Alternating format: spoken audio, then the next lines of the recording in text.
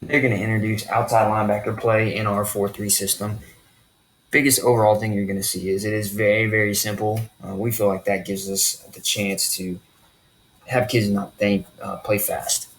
So just an overall outline, we're going to look at outside linebacker alignment. We're going to look at their reads. We're going to look at their coverage drops, and then finally some few blitzes that you can add into package or add blitzes that you have in your system that you think would fit in here. So the first things first, alignment roles got to be very simple. The reads really become the near back, and really we talk about it's either flow to or flow away, and you're either fast or slow. Again, keeping it simple, allowing those athletes to play fast. We talk about alignment. First thing off the line of scrimmage really depends on your wide receivers. So to a single wide receiver, we're going to be 1x5 off the imaginary tight end. To twins, we're going to be 1x5 inside of number 2. For trips, we're going to be 1x5 inside of number 3. Now, when we talk about with twins, you do have some variance there in your alignment because of either open B gap or closed B gap. So when there is an open B gap to your side, you're going to be a little tighter, more of an apex. When there's a closed B gap, you can maintain that width and be a cover down. And with all formations, any uncovered tight end, we must cover up. When we're on the line of scrimmage, whether it's versus a tight end or not a tight end, we're really in the same spot.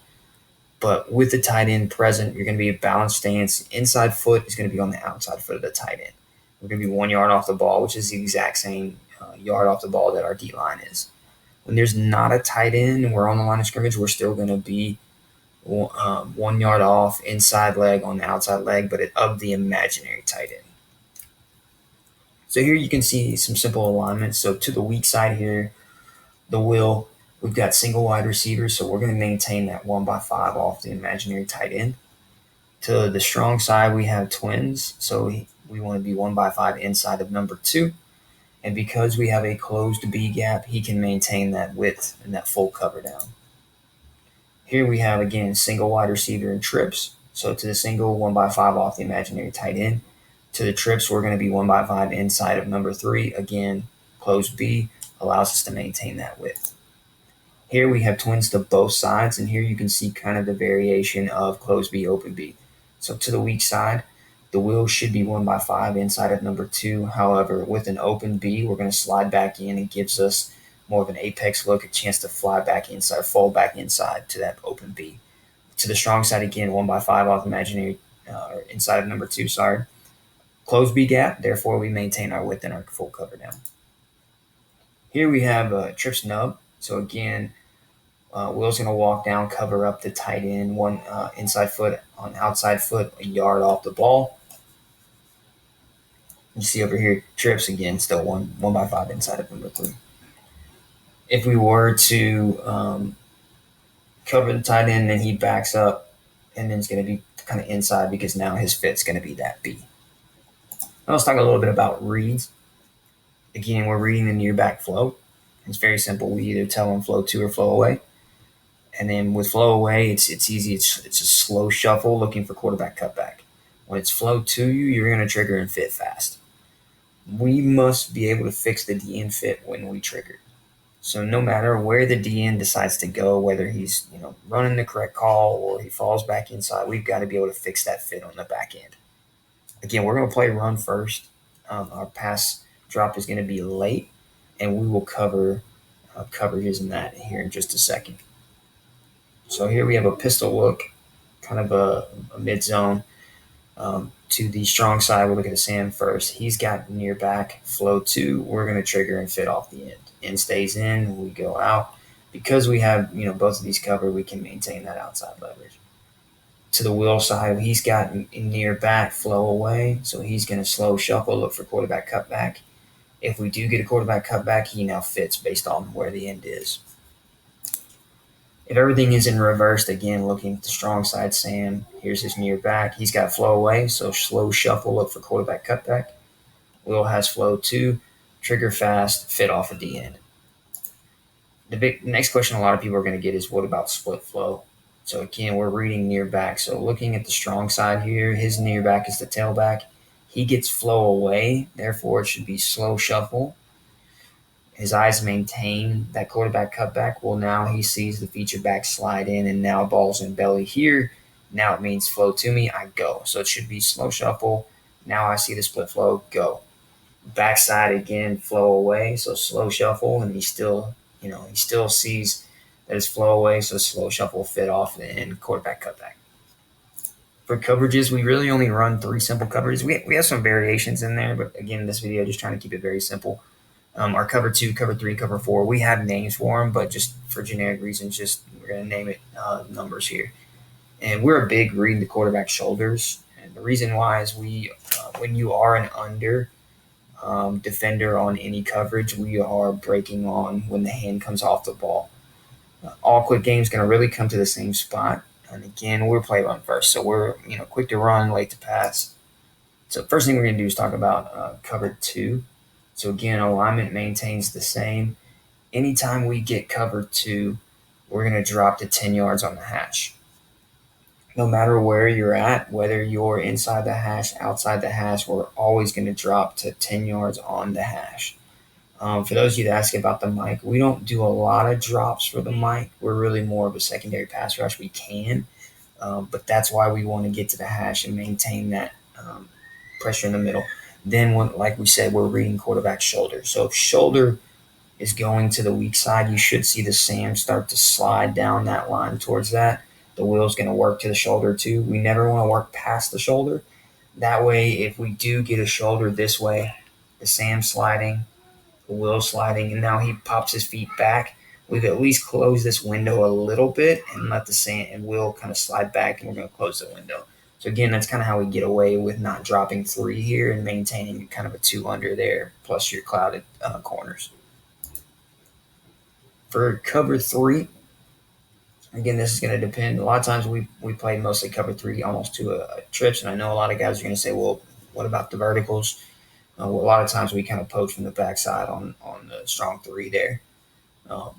So what you should get again is pass, late drop to kind of hook to curl, again reading the shoulder.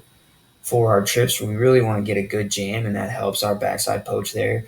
But he's going to jam hard, almost ride to kind of that 10-yard area, and then drop him off right there at the hook to curl. And again, once we get there, if the ball's still in the quarterback's hands, we're going to read shoulder. Cover four is where we differ a little bit. Our job now is to down the line hard. We've got the flat. We don't want to gain ground. We want them to throw it short. So anytime we feel like we jump it quick, we're just opening up some holes in behind. We want to stay a little deeper, and we'll drive on everything up front. So you want to dump it short, great, do it. Can you do that every time down the field? That's really the question a lot of offensive coordinators have to ask themselves. So here again, you have Sam and the wheel in cover four. We're going to fly flat to number one. We're looking to collide with number one. If we see some type of dig, we're then going to carry him back inside. So we're going to collision, carry back inside on some type of dig or some type of post, some type of slant.